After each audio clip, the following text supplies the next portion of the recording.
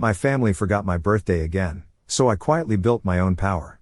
And gave them a truth-filled gift they will never forget about me. My 29th birthday started like the last 4. Quietly, awkwardly, and painfully normal. I woke up alone in my one-bedroom apartment, checked my phone, and held my breath. Nothing. No text from my mom. No call from my dad. Not even one of those recycled happy B-Day, champ messages from my sister. I laughed, not because it was funny, but because I'd gotten used to it. 5 years in a row now. I'd stopped expecting balloons or cake a long time ago, but a text, a call, something. Nah, they always had an excuse. Oh, we thought you were busy or you don't make a big deal about birthdays, which was code for we only remember things that benefit us. I didn't even get a mention in the family group chat, just a bunch of pics of my nephew's soccer game and my sister's spa day. I scrolled through the messages, watching them laugh and joke and share inside jokes like I didn't exist. And then I saw it, a post on Facebook. My younger sister Lara glowing in front of a brand new Jeep Grand Cherokee with a giant gold bow on the hood. The caption, early birthday gift from mom and dad. So blessed to have the most supportive family ever. 2 hearts. Hashtag birthday queen, hashtag family over everything. Her birthday was still a week away. Mine was today. I stared at that post for a full minute. Not because I was surprised I wasn't, but because I finally realized something. They weren't just bad at remembering. They chose to forget me. I swiped back to our last conversation 2 months ago. Mom asked if I could co-sign on a small personal loan for something important. I said I'd think about it. She ghosted me after that. Guess she found another solution. A brand new car, apparently. The thing is, I wasn't jealous of the Jeep. I wasn't even mad about the money.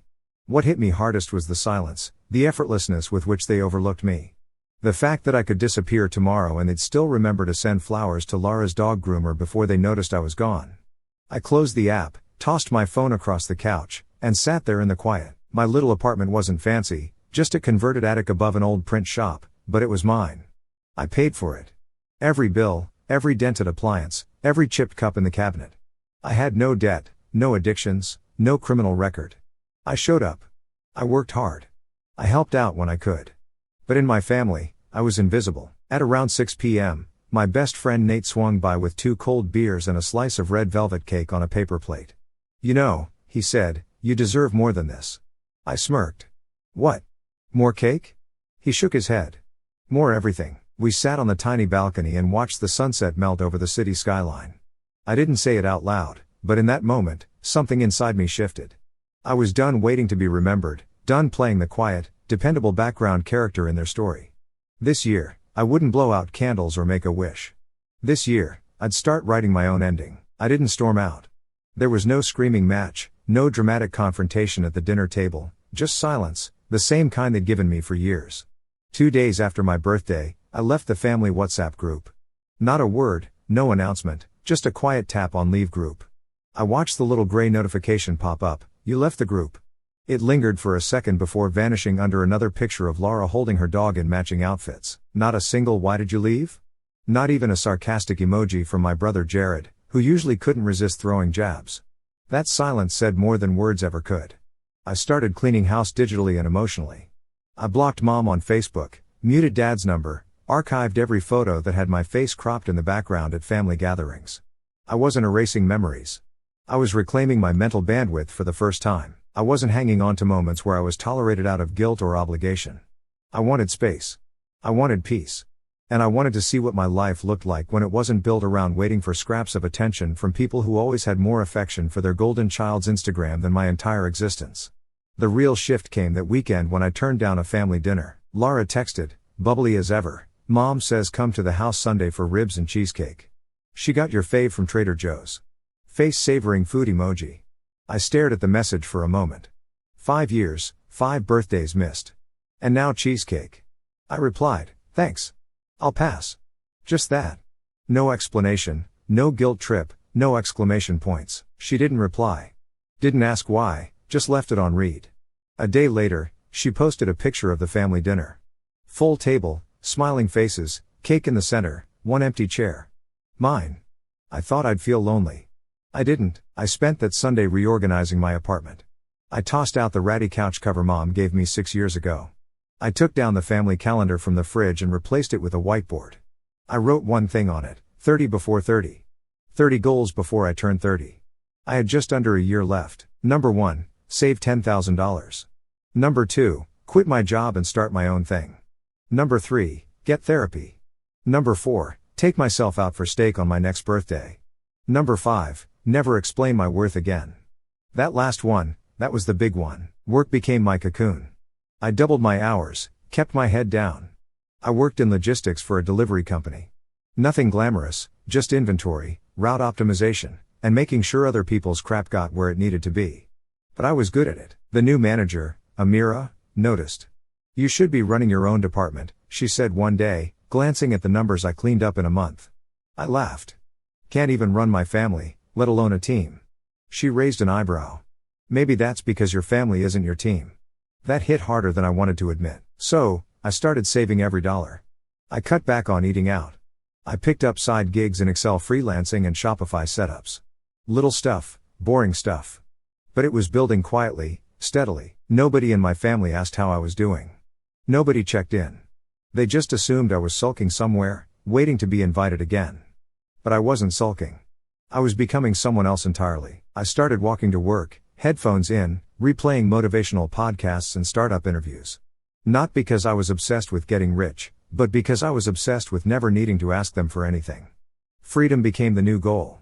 One day, 3 months after my birthday, I bumped into Aunt Lisa at a coffee shop near my job. She tilted her head like she was seeing a ghost. "Oh, wow. Haven't seen you around. Everything okay?" Laura said, "You've been distant." I smiled. "I'm great, actually. Just busy working on something for myself." She blinked, surprised. "Well, we've missed you." I knew she hadn't, but I appreciated the attempt. "Good to know," I said. "Tell everyone I said hi." I left with my coffee, earbuds back in. Whatever version of me they used to know, he was gone. The new me still under construction, but finally building without waiting for approval. It started with a broken scanner. One of those clunky barcode guns at work started glitching on a Tuesday right in the middle of our holiday shipping prep. While the rest of the team groaned and called IT, I sat down with it, popped the casing, and found a loose wire. 15 minutes later, it was fixed. No fuss, no tech ticket, just quiet competence. Amira, my manager, walked past and raised an eyebrow. "You repair electronics now?" I shrugged. "I like solving problems." She smirked. "You ever think about doing more than this?" The question hit like a jab I didn't see coming. I didn't have a degree, no MBA, no LinkedIn buzzwords. I was just good at seeing systems, the flow of things, where stuff got stuck, where things could move faster, how to make chaos orderly. Amira didn't drop it. The next week, she invited me to sit in on a planning meeting. I didn't say much, just listened, took notes, watched how numbers translated into motion. And when I got home that night, I stayed up until 3 a.m. building my own mock version of the company's routes. Not because anyone asked me to, because I wanted to prove something to myself. 2 weeks later, I quietly handed Amira a flash drive. "This is?" she asked. "Just a suggestion," I said and walked off. The next morning she called me into her office. "You built a fully optimized model using our internal KPIs." I nodded. "Yeah, just figured it could be tighter." She stared at me, then grinned. "You know this could save us thousands in fuel costs, right?" I didn't know. I just liked building efficient things. From that day forward, she started giving me unofficial projects, inventory audits, tool trackers, internal dashboards. And I started seeing something I'd never felt before. Respect. Not fake compliments or pity hugs. Not "wow, you're really trying" smiles, but actual earned respect. Meanwhile, back in the family group chat I'd left behind, things were still spinning in circles. I knew this because my cousin Nate still screenshot everything and sent it to me. He was always neutral. Switzerland with better jokes. "Bro, your fam's wild," he texted one night. "Your sister just asked your mom if she could tap into her wedding fund to cover rent." Guess what the answer was? I didn't reply, but I knew what that meant. Lara was slipping. And I knew what came next. When Lara slipped, they reached for me like a safety net. That night, I pulled out an old notebook from college, one of the few things I hadn't tossed. I flipped to a blank page and wrote in big letters across the top, "They only call when they need something." Underneath, I started a new list: build an emergency fund, register an LLC, learn QuickBooks, open a business bank account, reclaim my narrative. It wasn't rage fueling me anymore.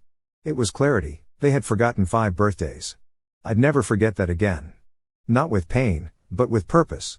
By month 6, I had doubled my savings. I kept my expenses tight, stayed in my modest apartment, and funneled everything I had into one thing: leverage. Not just money, position, influence, autonomy. I still fix broken things. Just not for my family anymore. Amira introduced me to one of her contacts who ran a consulting side hustle. He took a look at my workflow designs and said, "This is sellable." Sellable. The word sat in my chest like a secret engine. I spent the next few months studying on weekends. Excel dashboards, data visualization, business systems. I taught myself how to speak corporate without selling out. And then one night I got the email. Subject line, "Hey, we're in a bit of a bind." It was from my mom. Of course, I didn't open it right away. I sat there just staring at the preview, and I knew what was coming before I read a word. They hadn't said a damn thing on my birthday again. But now they needed something. Perfect. Let's see what kind of gift I can give them. The email sat in my inbox for 2 days before I opened it. I wasn't avoiding it. I was timing it. By the time I finally clicked on it, I'd already finished the first paid project through my new consulting gig, a clean $2,500 to optimize a small company's inventory tracking. That alone had paid 3 months' worth of rent. I wasn't rich yet, but I was no longer at their mercy. So, when I read the email, I wasn't angry. I was entertained. "Hi, honey. I hope you're doing okay.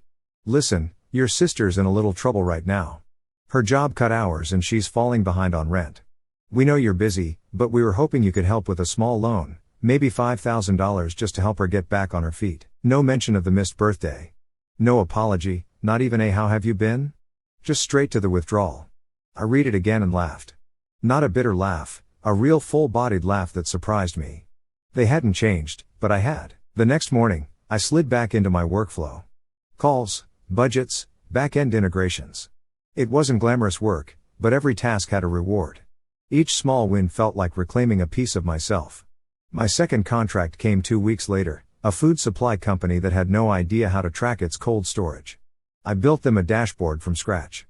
Another $4,000 in my pocket. While I worked, the messages kept coming from Mom, from Laura, even from Jared, the brother who once told me I'd never amount to much if I didn't learn to kiss ass. "Hey, big man. You still doing something with Excel? I've got this buddy who needs help with a budgeting app. Could use your brain. Also, Laura's in a real mess. Maybe you can smooth things out." They all danced around the same idea. "You're useful again. So, we love you now." But none of them said the one thing I wanted, the one thing they'd never say. "We were wrong." That was fine. I didn't need the words. I had the receipts. Literally, I kept a binder now, client contracts, invoices, testimonials. It wasn't for bragging. It was my evidence, my quiet proof. Because I knew how this worked. They only saw value when you could prove it in dollar signs or Instagram filters. And soon I'd show them on my terms. The opportunity came wrapped in a cliché. Grandma's 80th birthday party, a whole family reunion event hosted at some fancy venue near the city. Mom emailed me an invite with a passive-aggressive note, "Hope you can make it. It would mean a lot to Grandma and to us. We've all missed you. Laura especially." I almost deleted it. But then I had a better idea. It was the perfect stage. Everyone would be there, polished, posturing, pretending we were still one big, happy family, and I'd be ready not to gloat, not to attack, but to deliver the most honest gift I'd ever given. I RSVP'd yes. Then I called Nate. "Dude," he said when he answered, "you sound like you're planning a hit." I laughed. "Not a hit, just a presentation." Nate was in media, ran his own small video agency. He'd helped me put together some promo clips for my consulting work. This time, I asked him to help me build a presentation. "Like a PowerPoint?" he asked. "No," I said, "more like a reveal." Over the next few weeks, I compiled everything. Screenshots of missed birthday messages. Posts from Laura's Instagram flaunting gifts from our parents. Emails, invoices, proof of my financial rise. A chart, 5 years of silence from them side by side with my growth. It was brutal but honest. The night before the party, I looked it over one last time and burned it to a USB. Nate raised an eyebrow when I handed it to him. "You sure you want to do this?" "Absolutely," I said. "They want a family performance. I'll give them one." The banquet hall was decorated like a Pinterest board on steroids, gold trim, candles, and crystal jars. A slideshow looping pictures of Grandma from every decade since the 1940s. The table settings had custom name cards, and someone thought it was cute to have printed napkins that read, 80 and still glowing. I walked in wearing a tailored navy suit. Nothing flashy, but clean, sharp. The kind of thing people notice but can't place. The kind of look that makes them pause and think, wait, is that him? And it worked. I caught the double takes, the delayed recognition. Even Jared raised his brows and gave a weak smile like he wasn't sure if I came to hug or detonate. Look who decided to show up, he said, voice laced with that old smugness. Wouldn't miss Grandma's big day, I replied, smiling. Besides, you all begged. He blinked at the word begged, but didn't argue. Mom spotted me next. She approached with a practiced grin, arms half extended like she didn't know whether to go in for a hug or keep it formal. She settled for a hand on my shoulder. We're so glad you came, she said, and looking so professional. Translation, you finally don't look like a disappointment. Thanks, I said. I just came from a client meeting. Her eyes lit up like I'd said doctor or real estate. Oh, what is it you're doing these days again? Something with charts, right? I smiled. I'll show you in a bit. Before she could ask what that meant, Laura appeared. She looked like she'd stepped out of a sponsored Instagram post, tight beige dress, perfect blowout, and a pouty smile. She always had a way of looking fragile and flawless at the same time. Hey, big bro, she said. I've missed you. Missed me? I hadn't gotten a single message from her in nearly a year, unless you counted her tagging me in a comment about boring adult stuff. I saw your email, I said.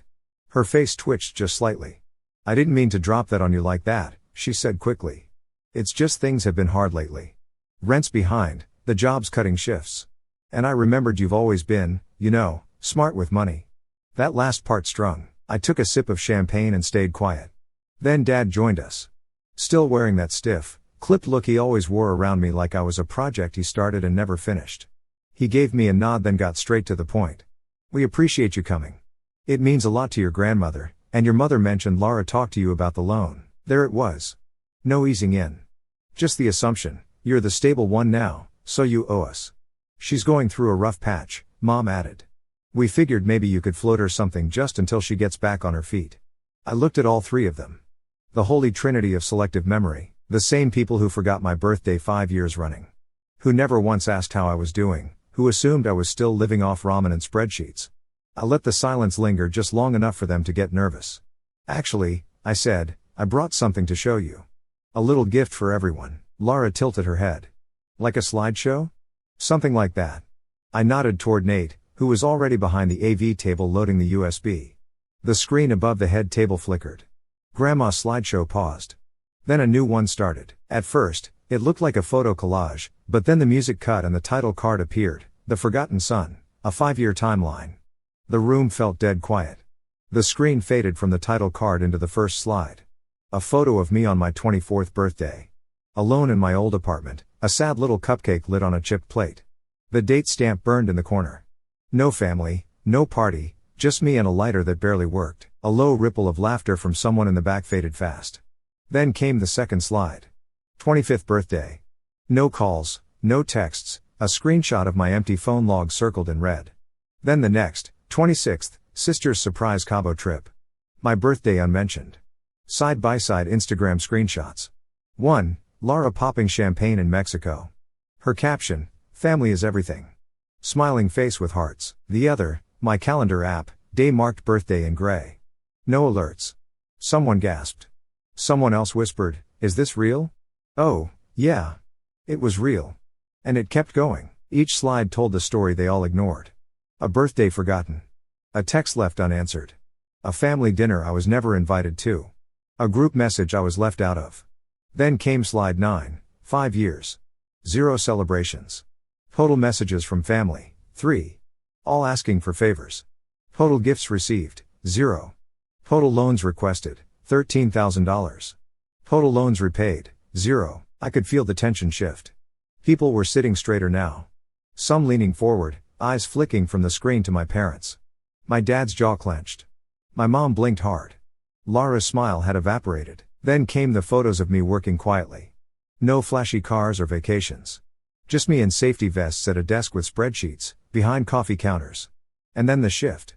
My business license, my first client check, emails with congratulations in the subject line.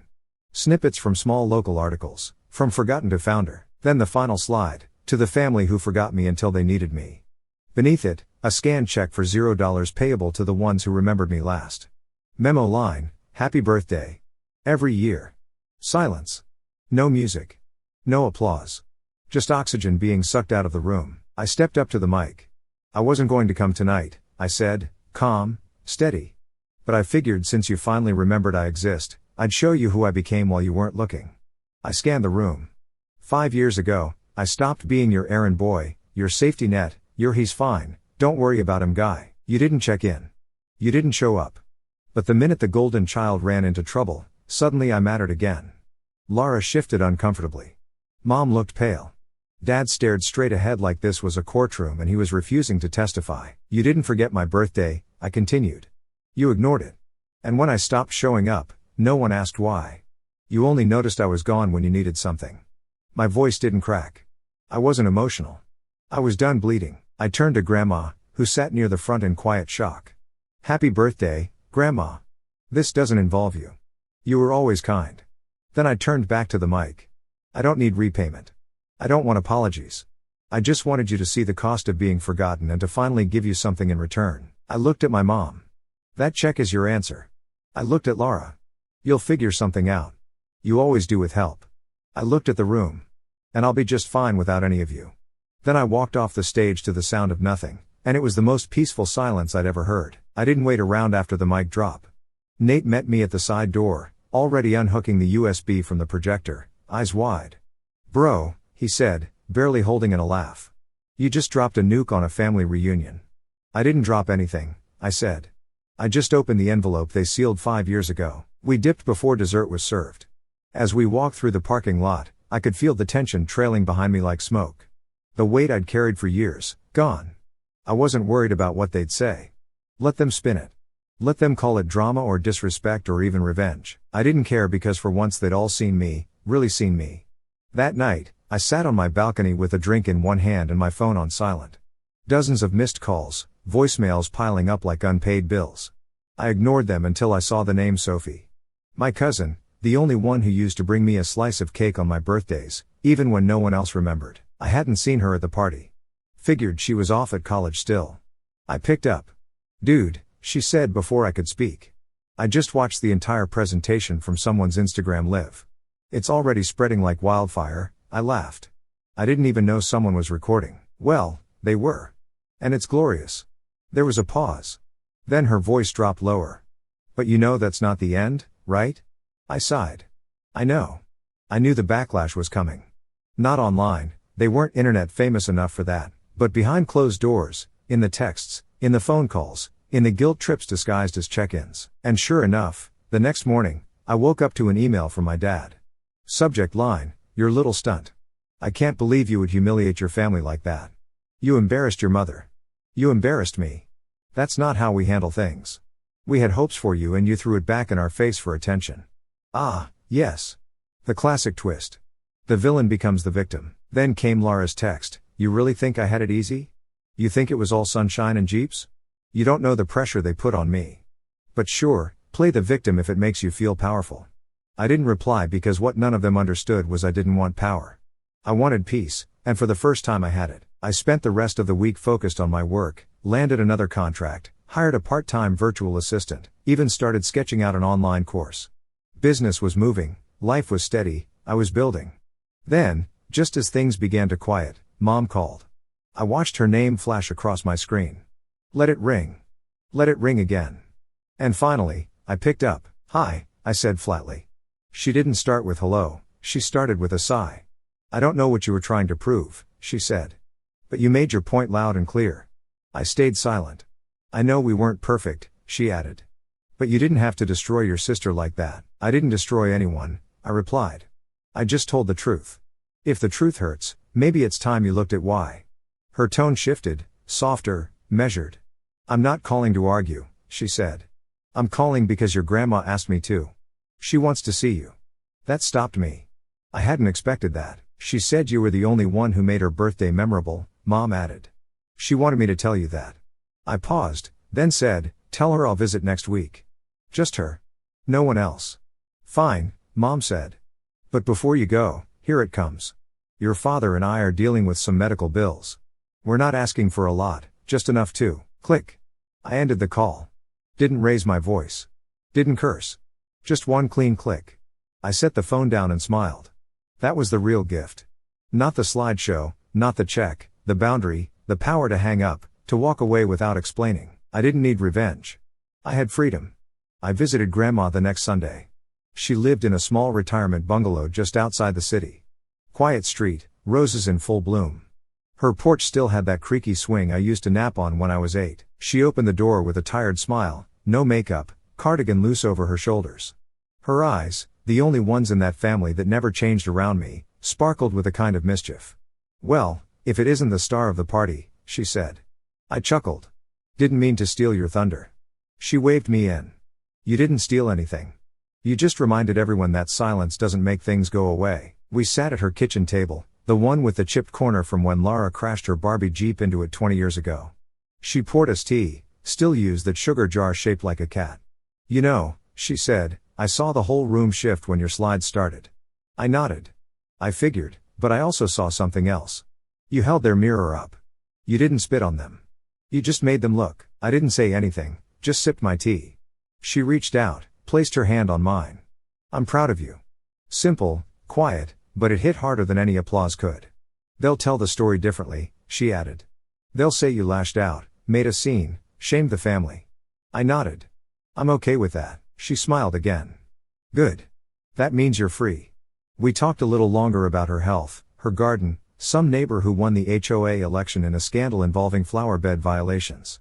It was the most peaceful conversation I'd had with any family member in years. When I stood to leave, she hugged me longer than usual. "You built your own name," she whispered. "Don't let anyone take it from you." I promised I wouldn't. The months after that were quieter. Lara didn't message again. Mom tried one more time, an email about forgiveness and healing that somehow still made me the villain. I deleted it unread. Dad never reached out again. I figured his pride bruised too easily to risk another silence, but I was good. Business was growing. I hired 2 more contractors. Moved into a better apartment with actual sunlight and a dishwasher that didn't leak like a guilt trip. And when my 30th birthday rolled around, I didn't wait for anyone to remember. I booked a cabin in the mountains.